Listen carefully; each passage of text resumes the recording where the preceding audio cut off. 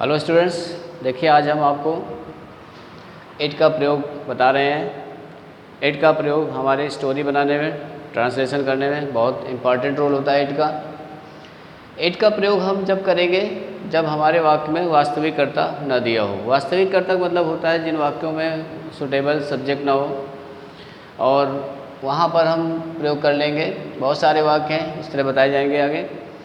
और इट का प्रयोग और कंडीशंस हैं, जैसे दिन बताना हो, महीना बताना हो, समय बताना हो, मौसम के बारे में बात करनी हो, किसी बात पर जोर दिया जाए या कोई नैतिक बात है, तो वहाँ पर हम इट का प्रयोग करते हैं। इट का प्रयोग करते समय सबसे पहले हम इट का प्रयोग करेंगे। इट के बाद सहायक क्रिया के रूप में इज, वाज या विल बी का प्रयोग करेंगे, जो कि तीनों टेंसों की अलग अलग सहायक क्रियाएँ हैं। प्रेजेंट की इज हो गई, पास्ट की वाज हो गई और फ्यूचर की विल बी हो गई। इसके बाद आपके पास जो भी है ऑब्जेक्ट लगा देंगे। तो जब हम इट का प्रयोग करेंगे, अगर प्रेजेंट टेंस में है तो इज लगाएंगे, पास्ट टेंस है तो वाज लगाएंगे और फ्यूचर है तो विल बी लगाएंगे। और प्रयोग करते समय हम ये ध्यान देंगे किसके लिए आ रहा है, समय के लिए। बहुत सारे वाक्य मिलेंगे आपको समय संबंधित है। दिन की बात है, सबको पता है कि दिन आज सोमवार है, आज मंगलवार है, लोग गलत प्रयोग कर देते हैं। इसी तरह से मौसम के बारे में, आज बहुत गर्मी है, तो इस तरह से प्राकृतिक वातावरण, जैसे बरसात हो रही है, अंधेरा हो रहा है, इस तरह के वाक्य हैं। किसी बात पर जोर डाला जा रहा है कि संस्कृत सीखना सरल है, क्रिकेट खेलना कठिन है, इस तरह से वाक्य जो होते हैं वहाँ पर इनका प्रयोग करेंगे, इट का प्रयोग करेंगे। अब देखिए इन्हीं वाक्यों को हम आपको समझाते हैं। मेरी घड़ी में 2 बजे हैं। मेरी घड़ी में, तो सबसे पहले हम इट को प्रयोग करेंगे, इट इज, फिर 2 o'clock, इसके बाद by my watch. By my watch का प्रयोग इसलिए कर रहे हैं क्योंकि यहाँ पर भाई हर घड़ी का टाइमिंग अलग अलग होती है। ऐसा तो नहीं कि सब घड़ियों का समय एक हो, इसलिए यहाँ पर इनका प्रयोग नहीं करेंगे, बाई माई वाच करेंगे। अब जैसे 9:10 है, इसको क्या बनाएंगे, it is 10 minutes past, 10 minutes past 9 o'clock, यानी 10 मिनट गुजर गए 9 बजने के बाद। इसको इस तरह भी समझ सकते हैं। इसी तरह से 9 बजने में 10 मिनट बाकी हैं, तो it is 10 minutes to 9 o'clock, यानी 10 मिनट बाकी हैं 9 बजने में। तो जब भी हमें समय बताना हो तो इस तरह बताएंगे, मतलब जैसे 10:30 बजे हैं, इट इज़ 10:30, या 10:30 o'clock, तो इस तरह से बनाएंगे। अगर 9:10 जैसे 2:10, 3:10, 3:15, तो वहाँ पर हम पास्ट करके निकाल लेंगे, मतलब लगा देंगे, it is 10 minutes past 9 o'clock। 9 बजने में 10 मिनट बाकी हैं, तो it is 10 minutes to 9 o'clock। इस तरह से हम बनाएंगे। समय के लिए हो गया। अब देखिए दिन के लिए, अब जैसे कहना है कि आज सोमवार है,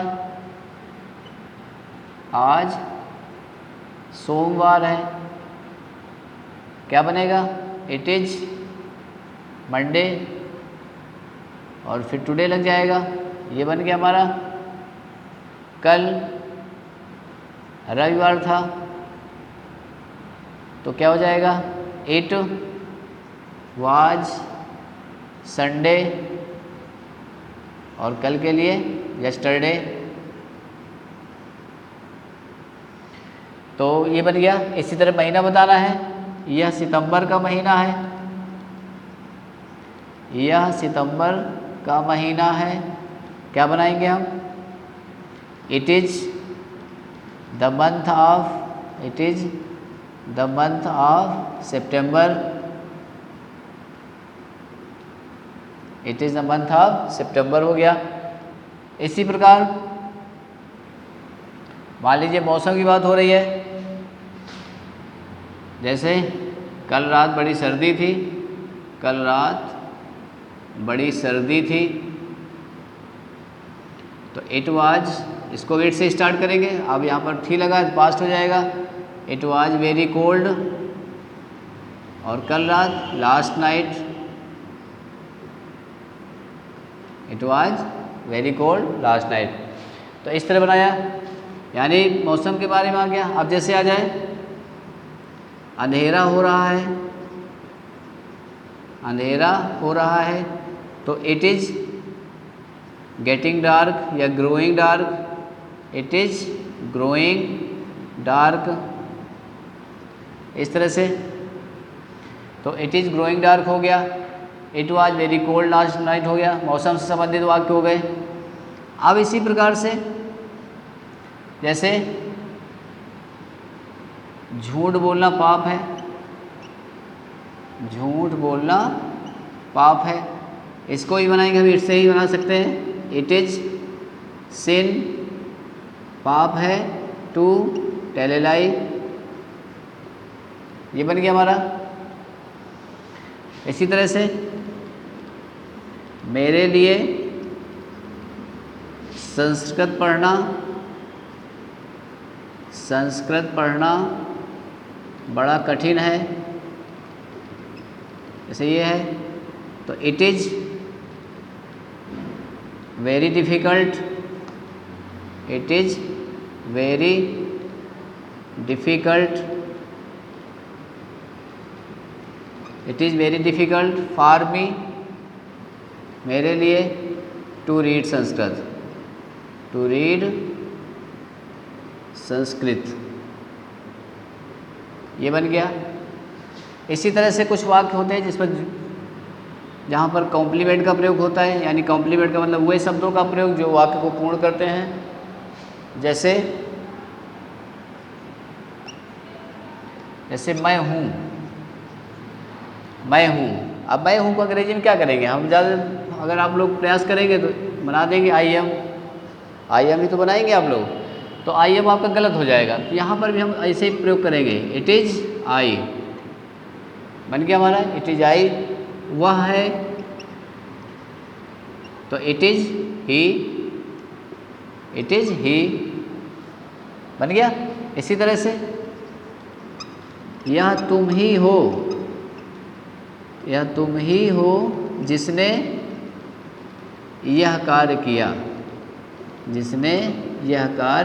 किया, तुम ही हो, मैं हूँ, तुम हो, वह है, ये सारे वाक्य किस तरह बनते हैं, इट